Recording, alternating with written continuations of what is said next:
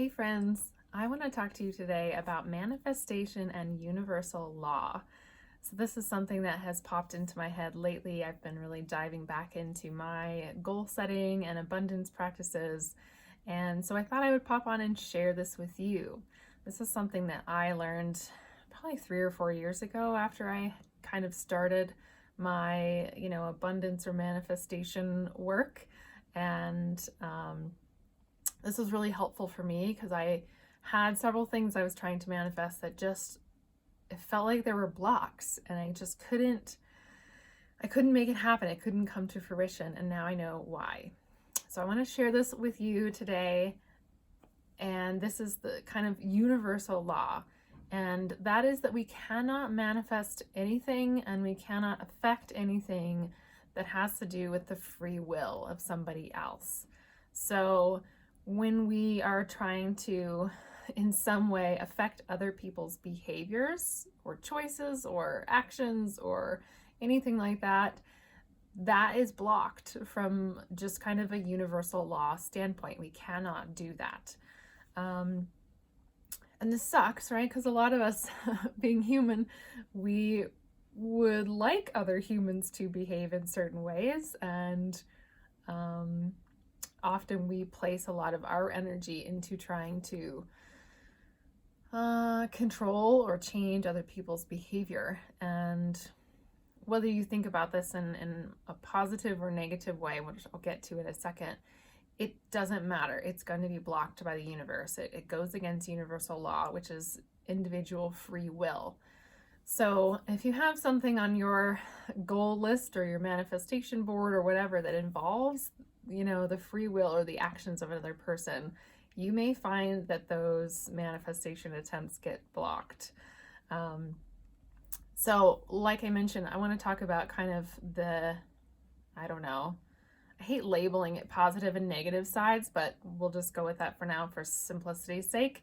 So for example, say you're trying to manifest a certain person to be your partner. That may be a more positive thing, right? You want a happy, loving relationship with them. You really want to draw them to you. And I'm not saying there's not ways to do this, but when it comes to manifesting, that still violates universal law. And so often people who are trying to manifest a partner and are getting stuck because of this universal law, I say changing the language and letting go of the expectation that it be this one specific person that you are focused on, and instead being open to the universe sending you a partner that is blank, blank, and blank, whatever you're looking for in a partner. That will open up the flow again for the right person to come into your life, and it may or may not be that one person that you're focused on. That's kind of a topic for a whole nother video, and it's very complicated, but so there's that kind of more positive example, right? We're trying to manifest a relationship with somebody, and it's just kind of getting blocked. And then there's kind of like the negative or shadow side, and this is kind of people are trying to manifest somebody's behavior changing, or they want to, in some instances, like punish another person or have karma come and get them. Like that's a whole nother complicated thing with universal law, and maybe I'll make another video about that, but that's more kind of the dark magic, witchcraft. I don't know where you want to put that, like curses and hexes and things. That doesn't belong in manifestation practice. Manifesting, at least in my opinion, in my experience, is tapping into the field of potentiality, right? This is the God source, the spirit energy that is responsible for all creation, creating energy into matter. And to me, this is a very high vibration field. This is not a place for curses and hexes and trying to punish other people or whatever. Just thought I'd throw that out there in case anybody was, because occasionally I'll have like a client who's you know, really wanting somebody to, I don't know, yeah, just like change their behavior in some way, or make good on a promise, or pay them the money they owe them, or you know, somebody wronged them in the past, so they want to manifest some disaster or something for that person's life. No bueno. I don't even mess with that stuff, but that's definitely not what belongs in manifestation, because that universal law of individual free will.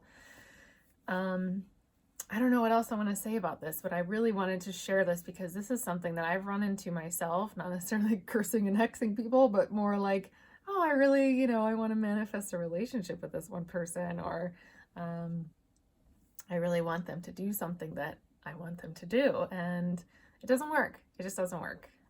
So we want to focus our manifestation and our abundance practices on things that are about ourself and our experience, and then allow ourselves to come into the flow of what the universe wants to send to us. And it may be involving a relationship with somebody else, but yeah, if you're manifesting and you have your whatever, your dream board or your goal sheet or whatever, and it has anything on there that has to do with somebody else's behavior or actions, just let that one go. I'll invite you to just erase it, let it go, or change the wording, be open to something else.